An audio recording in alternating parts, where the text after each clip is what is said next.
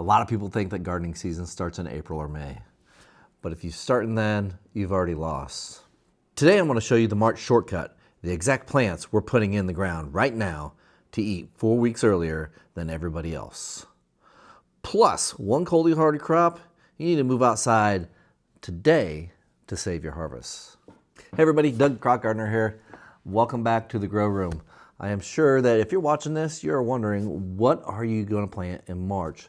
Our last frost date here is April 18th. Just keep that in mind if you're planning on following my guide along. If your frost date is a little bit later, just do these things a couple weeks later. If it's a little bit earlier, do these things a couple weeks earlier. So March is finally coming in. March for us can be, like they say, come in like a lamb and blow out like a lion. I tell you, we can have some very, very different weather all the way throughout March. We still get frost, we still get some freezes. Heck, a couple times we even still got snow.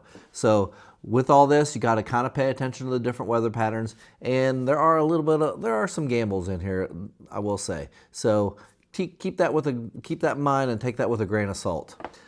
First off, let's start with stuff that you can actually plant out in the garden, that you can go ahead and get that itch out of the way with. Go ahead and plant these out there. Now I'm going to caveat this with, you got to make sure that your garden is dry. It's not a big mud pit. If it's a huge mud pit, definitely don't be planting anything. Don't be direct sowing any of these.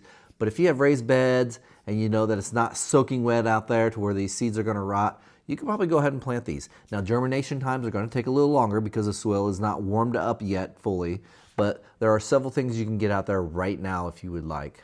The first thing that you can get out there are peas, like your sugar snap peas, your snow peas, any type of shelling peas, you can definitely get out there. Those peas will take a little bit to germinate, but they'll come up. They do like the cooler weather, and they can withstand a frost. As a matter of fact, all these can withstand a little bit of a frost. We have spinaches, radishes, matcha, arugula, and like some broad beans like fava beans.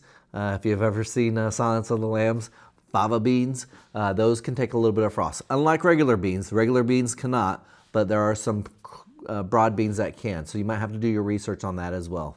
Now, if you're following along and you're thinking, man, he is listing off a ton of stuff, I don't have time to write all this down, I will provide you a free guide. We can go ahead and check down in the comments down below. Just go out, click on those guides, click the button to download it. I will ask you for your email address. You can put an email address in there if you want to. You don't have to put an email address in there, but maybe if you want future communications from me, go ahead and put your email address in there, and voila, you have a sheet of paper that you can go to your local big box store, your Farm and Fleet store, whatever you have around you, and you can go out and order those if you need be. Now, in January and February, we did start planting some things inside that we'll want to start taking outside in the period of March. A couple of these are going to be your onions, your leeks. Once those things get big enough, and once we know that we're not going to have a deep freeze, we can start taking those outside. If you have any type of asparagus crowns that you've been starting, any type of strawberries that you've been starting, if you've started some strawberries down in your basement grow room like I have, you can bring those out. All these can withstand a little bit of a frost. As a matter of fact, they like to get in the ground when it's a little bit cooler. So with all these that you're going to be planting outside, are you going to be moving these guys outside? You're going to definitely want to go through the hardening off process. Now to harden things off, it's going to be a 7 to 10 day process. Basically, you're going out and gradually bringing these plants out for a little bit, bringing them back inside, bringing them back out for a little bit longer, bringing them back inside, bringing them out for a little bit longer even so, until you can go ahead and get them out. And you want to do this because the wind, the rain, all the elements, the sunshine definitely is going to be another factor, are not going to be like your cozy grow room shelves that you have. You're definitely going to have a lot harsher conditions out there, and it's kind of like a little mini boot camp for all the plants. You want to make sure that they're out there and they're tough enough that they can survive out there by themselves without having the cushion of being in a little grow room that you've grew them up in. Now, these are your babies, so take care of them. Definitely harden them off. Also, if you haven't seen my video on how to reverse engineer your garden, go check that video out. You should be able to take out the seeds out of your box for the, you're gonna be about the 6 to 8 week zone right here. So go ahead and pull those seeds out and we'll go through those. A lot of stuff that's going to be on there. The number one crop that's going to be on there is tomatoes. Yes, you can finally get those tomatoes starting and get them started and get ready to go. Planting those tomatoes now will be about perfect time because they'll be the ideal size to get them out to your garden once that last frost date hits.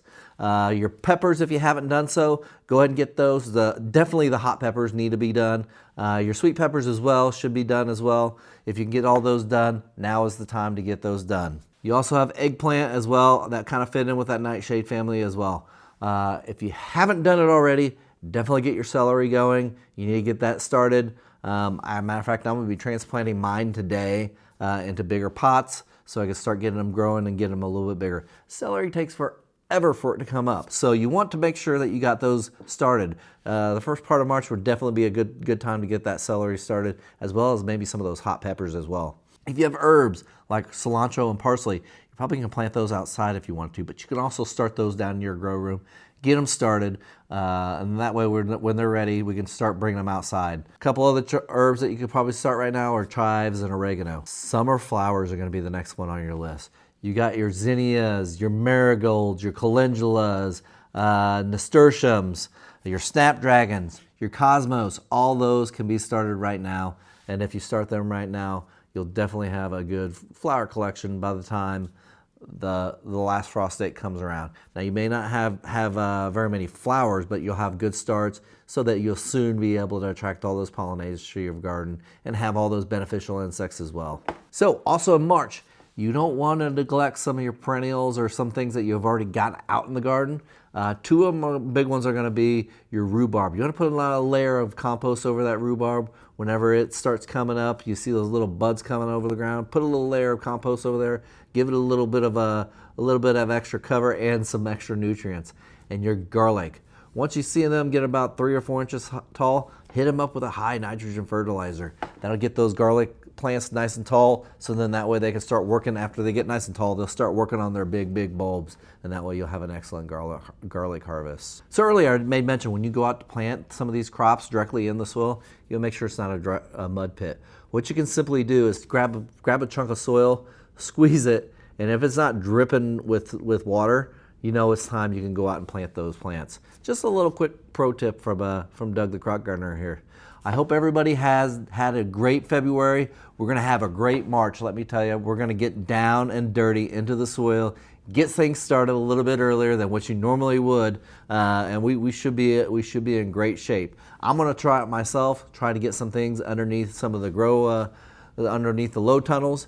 Try to get some things like the cabbages, the brassicas, and all those that we planted back in February. I'm going to try to get those out a little bit earlier than normal, just as a test to see how early I can get them and get a great start with them outside. So stay tuned for video footage on that.